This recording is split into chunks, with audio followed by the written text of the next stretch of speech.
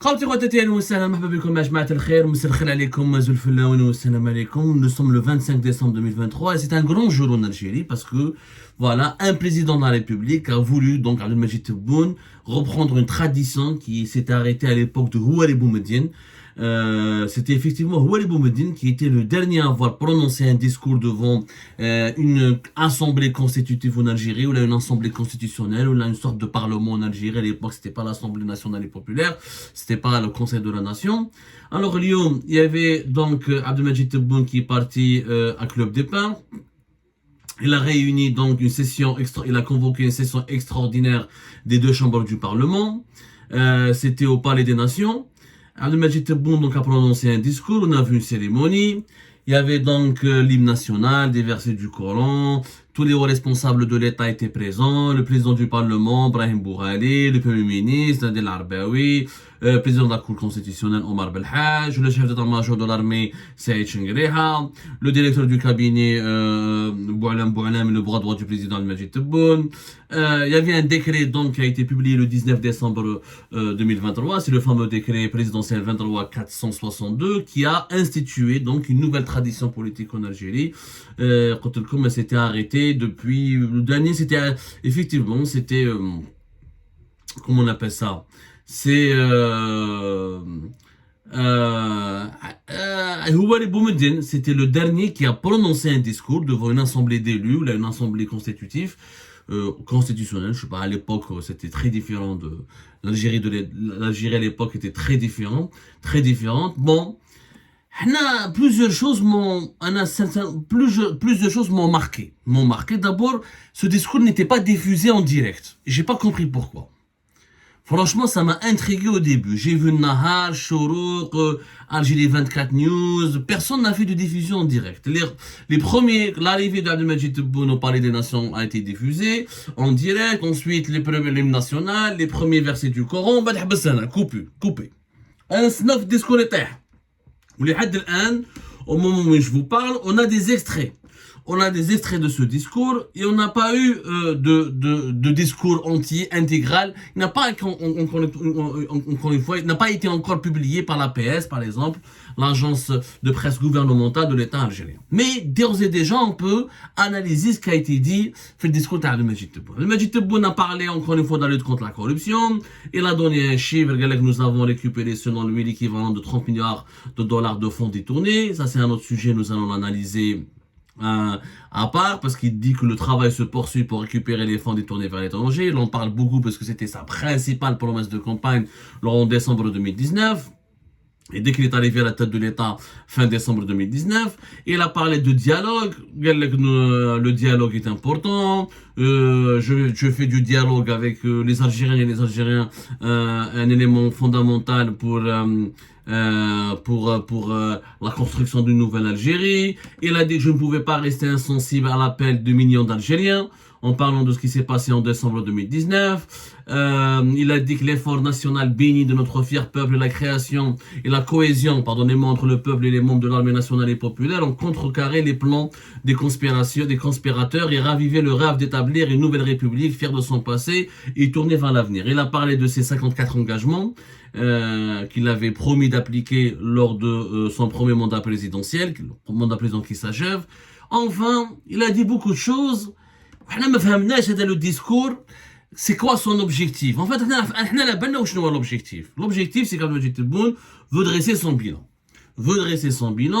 Il veut témoigner, il veut associer les parlementaires et les sénateurs et leur dire j'ai fait des choses, je suis un président différent de mes prédécesseurs, notamment de Abdelaziz Bouteflika. Il prépare donc le terrain pour son deuxième mandat. D'autant plus que d'après des sources qui ont assisté, d'après des sources à Alger, nous avons parlé à certaines sources qui avaient leur connaissance parmi les députés et les sénateurs qui étaient au Palais des Nations. Il aurait eu des sénateurs et des députés auraient scandé ou auraient demandé à Abdelmadjid Tebboune de briguer un deuxième mandat. Donc, en quelque sorte, c'est une cérémonie pour préparer l'opinion publique et la scène politique algérienne à la volonté d'Abdelmadjid Tebboune de briguer un deuxième mandat. Je dis à Abdelmadjid Tebboune, ما تضيعش وقتك يا سي تبون، اصدم كونك في حال كما نقولوا هنا في الجي كون سبع وكوني Tu veux faire un deuxième mandat, dis-le clairement. Je veux faire un deuxième mandat, je veux rester encore président.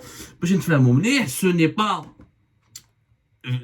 illégal ni immoral au stade actuel, du point de vue de la constitution algérienne, du point de vue de la loi constitutionnelle et du point de vue de la moralité politique. Il est légitime de la part de Abdelmajid Tebboune de briguer un deuxième mandat. Donc ce serait con. Celui qui va vous dire Abdelmajid Tebboune n'a pas le droit de faire un deuxième mandat, c'est complètement con. Ce n'est pas à nous de décider. Celles et ceux qui doivent nous décider, ce sont les Algériennes et les Algériens. On a Abdelmajid Tebboune, on raccourcir ton chemin. Clame, dis tu veux, t'acceptes, tu veux faire un deuxième mandat, mais en contrepartie, si tu veux faire un deuxième mandat, il faut que les Algériennes et les Algériens te le cautionnent. Ce n'est ni à l'armée, ni à la presse, etc. qui vont te le cautionner. Ils acceptent le principe d'une compétition électorale libre et indépendante. Moi, c'est tout ce que je demande. Moi, je ne suis pas dans cette radicalité, il faut empêcher le deuxième. Ce n'est pas à moi d'empêcher le deuxième mandat. Celui qui doit empêcher le deuxième mandat, c'est le peuple, par la voie des urnes. Moi, le rêve, qu'est-ce que j'ai comme rêve pour cette année 2024? Je rêve d'un pays serein, où les transitions se décideront par les urnes, qui est le processus politique le plus fiable pour imposer une certaine configuration politique qui serait fidèle aux aspirations du peuple. هذا اللي يقول لك نو كاين بعض لي زوبوزون يقول لك نو باش تطيح تبون وطيح لو سيستيم الجيريان لازم لك حراك ça a été on a tenté cette expérience وشفنا بلي ça a mené vers un échec. Alors avant d'avoir le discours entier d'Abdelmajid Tebboune et de l'analyser étape par étape. Quand Abdelmajid Tebboune parle de ses engagements. Maintenant quand on veut briguer un deuxième mandat, il faut qu'Abdelmajid Tebboune accepte qu'on examine son bilan. Quand Abdelmajid Tebboune parle de dialogue avec les Algériennes et les Algériens, ou que nous allons dialoguer, ou que les libertés... Il n'y a pas de liberté publique, Monsieur le Président. Avec tout le respect, il faut qu'Abdelmajid Tebboune l'accepte. À l'époque Tebboune, 12 journalistes ont fait de la prison. Il y a eu un des journalistes qui ont été condamnés à la mort. Moi, je suis condamné à mort par la justice algérienne durant l'époque Tebboune. Qadi Hassan est encore en prison. Et nous sommes sous l'époque Tebboune. Mustafa Ben Jum'a, journaliste, est encore en prison et sous l'époque Tebboune. Donc, je ne comprends pas M. Tebboune. Il veut faire un deuxième mandat, mais il n'accepte pas le débat. Il n'accepte pas la compétition. Il faut être compétiteur. Il faut accepter les règles du jeu. Le retour du Hirak. Moi, je suis un grand critique du Hirak. Alhamdoulilah, mes positions sont là, sont immortalisées, ont été immortalisées depuis l'époque. Mes positions et mes analyses, qui se basaient sur des éléments factuels et objectifs. Et je connaissais tellement bien mon pays, je l'ai dit, moi, les mouvements populaires en Algérie ne mèneront nulle part. Les mouvements populaires mèneront juste vers plus de populisme, plus d'anarchie, plus de destruction, plus de ravages. Pour une raison simple, nous n'avons pas une opposition politique, ni une classe politique qui peut récupérer un mouvement de protestation pour le traduire en un projet de société et qui peut aller au sommet de l'État pour changer le système de l'intérieur, parce que faire tomber le système, il faut construire un nouveau système. Pour construire un nouveau système et aller de l'avant. Nous n'avons pas de classe politique. Donc les mouvements populaires ne servent à rien. Ce qui pourrait servir à l'Algérie, c'est quoi? C'est une élection présidentielle libre et indépendante à laquelle participeront des candidats crédibles, des personnalités qui sont porteuses de projets, qui ont des idées, qui ont des véritables solutions pour le pays. Et leur élection de façon sereine leur permettrait d'accéder au pouvoir et de changer le système. C'est la meilleure solution. Il n'y en a pas 36 000. Il faut arrêter de rêver, là les votes, là les... Chefna les printemps arabes, chefna les révolutions orange, chefna... Ça ne sert à rien. Il y a toujours de l'ingérence étrangère, il y a toujours la population. Dans une révolte populaire, c'est de la colère, c'est du dégoût, c'est de la haine, c'est de l'exaspération. Or, on ne construit pas un pays sur la base de la colère, de l'exaspération, du dégoût. On construit un pays sur la base de la réflexion, sur la base de valeurs, sur la base d'une nouvelle vision, sur la base d'un projet pour l'avenir, pour les 10 ou les 15 années à venir, sur la base d'une charte de valeurs. Mais si arrête sur la colère, mais ça ne sert à rien. يا جماعة أنا تبون نقولوا روح أصدم دوزيام موندا. بس خلينا نهضروا. من حقنا حنايا on te contredit. غدوة يخرج لنا كانديدا عجبنا خير منك. Accepte-le. Est-ce que Abdelmajid Tebboune acceptera les résultats des élections s'il y a un candidat qui va faire mieux que lui? Et qui pourra être candidat pour les élections présidentielles de 2019, de 2024? Si par exemple, je veux être candidat, imaginons une personnalité algérienne qui a des idées, qui dit que j'ai des solutions, je peux apporter des solutions et je veux être candidate. Dans l'environnement politique actuel, personne ne peut être candidat. Nous vivons dans une dictature, il n'y a pas de dialogue, monsieur Tebboune. Il n'y a pas de dialogue, il n'y a pas de presse libre et indépendante, il n'y a pas de partis de l'opposition qui peuvent s'exprimer, les prisons sont remplies de détenus politiques, les journalistes sont emprisonnés ou la condamnés à l'exil ou la condamnés à mort, il n'y a pas les conditions requises, ni pour le dialogue, ni pour entamer une élection. Mais on n'a aucune possibilité d'organiser, même les élections locales, on ne peut pas. Qu'est-ce que c'est qu'une élection? Une élection, c'est quoi? C'est un débat d'idées. C'est une compétition électorale. C'est un affrontement d'idées, de programmes et de personnalités et de profils et de mentalités différentes pour aboutir à une direction générale vers laquelle le pays doit se diriger. C'est tout. Or, le pays, il n'y a pas pour avoir des idées à exprimer, il faut avoir des médias, il faut avoir des partis qui sont agréés, il faut avoir la possibilité de faire un meeting, il faut se déplacer à travers le pays sans être harcelé ou interdit par les services de sécurité, il faut avoir la possibilité de s'exprimer, de parler, de faire de la politique. Or, il n'y a plus cette possibilité de faire de la politique. Et malheureusement, ça c'est la tache noire du bilan de Tebboune. C'est que Tebboune nous a imposé un système totalitaire qui n'a pas été mais chez qui Erdogan, il a imposé le totalitarisme, mais il a construit la Turquie. Durant ces 20 dernières années, la Turquie, elle est devenue parmi les 30 pays les plus riches du monde. Un pays industrialisé, un pays qui a du soft power, qui a de l'influence sur la scène mondiale.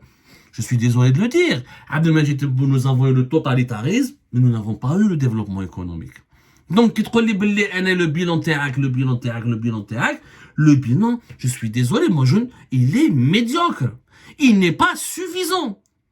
Pour qu'un président soit maintenu dans son poste, il est b.a.-ba, le principal, les éléments positifs du bilan, d'un bilan acceptable, les éléments constitutif d'un bilan acceptable, même pas positif, un bilan acceptable, parce qu'il y a plusieurs échelles en politique, un bilan excellent, un bilan positif, acceptable. On n'est même pas dans le seuil du bilan acceptable. Cherté de la vie, inflation galopante et historiquement élevée, et l'une des plus élevées de l'histoire de l'Algérie depuis l'indépendance, depuis 2001. Depuis 2021, au Lyon, l'inflation, les salaires n'ont jamais été aussi faibles en Algérie. Le chômage n'a jamais été aussi élevé. Les projets économiques n'ont jamais été aussi gelés, aussi immobilisés. Aucun dynamisme, aucun méga projet n'a été inauguré. Aucune grande réalisation n'a été réceptionnée. C'est ça la vérité. Maintenant, Abdelmajid Tebboune, il lui reste 6 mois. Il lui reste pas une année, il lui reste 6 mois. Pendant ces 6 mois, il peut rectifier le tir. Et sincèrement, parce qu'on a qui chauffe le programme initial, on a dans une autre émission, les 54 engagements, les 54 propositions d'Abdelmajid Tebboune en décembre 2019. Elles étaient intéressantes, moi je partageais. Une grande partie de ces propositions, de ces solutions pour le pays, moi j'étais d'accord, sauf qu'elles n'ont jamais été appliquées. Et on va l'analyser ensemble. Ce que Tebboune avait dans le programme de Tebboune n'a pas été appliqué. Nous n'avons pas eu une presse libre, ni des droits de l'homme, ni une justice indépendante, collège de téléphone, etc., ni une opposition respectée, ni une société plurielle, ni un développement économique. On a des pénuries, on a des augmentations de prix qui ont érodé le pouvoir d'achat, on a une progression de la pauvreté et de la précarité, une paralysie économique, des blocages pour le secteur privé, des blocages pour les artisans, pour le tourisme, des blocages pour les PME, PMI. Nous n'avons pas connu aucune avancée majeure. C'est de la vérité. C'était bon de 6 mois. Libère le pays. Instaure un climat politique sain, libère les détenus politiques, libère les journalistes, خلي l'opposition تهدر, donc الناس تخاف تقول بلي je suis candidat. Qui va oser se présenter en 2024? قاع الناس خايفة. Toutes les personnes قاع خايفة. même pas, je vais parler politique, mais je vais يذبحوا لي يديروا لي affaires, يقلعوا لي dossiers, ونعشي روحي في سيدي محمد وبعد في الحراج ولا في القليعة, mandat de dépôt. Personne ne parle. Aujourd'hui, il y a un seul acteur politique sur le terrain, c'est Abdelmajid Tebboune et ses partisans. Plus personne ne parle. Plus personne les rares opposants qui Louise Hanoun n'est plus une opposante. En 3-4 ans, elle a fait une seule action politique, c'était en décembre 2023, elle a rencontré Abdelmajid Tebboune. Le LCD n'existe plus, le FFS n'existe plus pratiquement, ils sont étouffés, morcelés, surveillés, et le MDS a été dissous. Mais qu'est-ce que opposition? La scène politique en Algérie fait à deux personnes, Tebboune ou Bengrena. Abdelkader Bengrena. L'autre, il n'existe plus. Mokrena, les réseaux sociaux, l'autre, il حابس. Les opposants, l'opposition algérienne, elle est à l'étranger. Nous, les journalistes, youtubeurs, par exemple, on est devenus le porte-voix de l'opposition algérienne. On est la seule source d'information qui rapporte une autre lecture, une autre analyse, ou là, un autre regard sur la situation du pays, parce qu'en Algérie, tout le monde pense la même chose maintenant. Maintenant, tout le monde pense la même chose, tout le monde dit la même chose, etc. C'est tout. Donc là, il faut changer les choses. Il faut vraiment que ça change. Pour que ça change, il faut qu'Abdelmajid Tebboune a besoin d'un bilan. Il y a deux étapes. Quand un président veut rester, il a besoin d'un bilan. Ensuite, il a besoin d'une unanimité autour de lui. Ensuite, il doit accepter le principe d'une élection libre et indépendante et pour la remporter à la régulière. S'il n'y a pas ces trois conditions, on va aller vers une crise politique. C'est quoi la crise politique? Il y a un bilan. NES ne vont pas être mobilisés. Il n'y aura pas d'unanimité autour de la personne, autour du président qui veut rester. Donc il va y avoir au sein du pouvoir des manœuvres de déstabilisation pour parrainer un autre candidat, pour trouver un autre successeur. Une guerre de clans au sein d'un système, ça aboutit finalement, ça fait 2019. Il n'y a pas eu d'unanimité sur la succession de Abdelaziz Bouteflika. On a vers le 5e mandat, ça a le hirak, la crise politique de 2019, dont nous payons encore aujourd'hui les frais et les prix. Il y a un prix très cher en plus. Et donc, on n'a jamais pu organiser une élection libre et indépendante parce que aucune personnalité crédible de l'opposition ou la plus ou moins crédible aux yeux de la population n'a pu participer aux élections de décembre 2019. Donc, Abdelmajid Tebboune reste khoya dès le deuxième mandat, brigue un deuxième mandat, mais dès un bilan, obtient l'unanimité autour de ta personne et accepte le principe. Et si tu peux perdre, moi, la question que je veux poser à Tebboune, est-ce qu'il est prêt à perdre? Parce qu'un président, il sait gagner. Mais les grands chefs d'État doivent savoir aussi perdre. Est-ce que demain, si on a une élection libre et indépendante, et si Abdelmajid Tebboune perd l'élection? Donc, si on veut faire comme en Égypte, ou là, كيما السيسي ولا نطوروها نديرو كلش مغلوق ونديرو تبون 89%, ça ne rapportera pas du bien pour l'avenir de l'Algérie. Parce que le peuple va exploser. Un peuple qui n'a pas de développement économique, qui n'a pas de prospérité, qui vit sous le coup de la dictature, la répression, qui ne peut ni respirer, ni s'exprimer, ni se loger dignement, ni se nourrir dignement, ni vivre dignement, qui n'a ni liberté publique et individuelle, ni développement économique, il finira par exploser. Il finira pour les Algériens, les Algériens carheen. Parce que chef Oubli Hirak n'a rien rapporté. Ils ne veulent pas faire un nouveau mouvement de contestation comme celui du Hirak. Mais un jour où ça va exploser, ça sera très différent. Et ça risque d'être violent. Et nous sommes entourés de conflits régionaux. On a des problèmes à Mali, à Niger, avec le Maroc, en Tunisie, en Libye. Nous sommes entourés, nous sommes dans une conjoncture internationale hyper dangereuse où beaucoup de puissances régionales et mondiales font dans l'ingérence et se disputent un certain leadership régional et mondial. Elles sont prêtes pour cela, ces puissances, à sacrifier des peuples et diviser des pays entiers. Donc l'Algérie devrait faire très attention. La seule solution, c'est des élections libres, indépendantes et transparentes. Je n'ai pas de problème. Brigue. Moi, je dis chiche à Tebboune.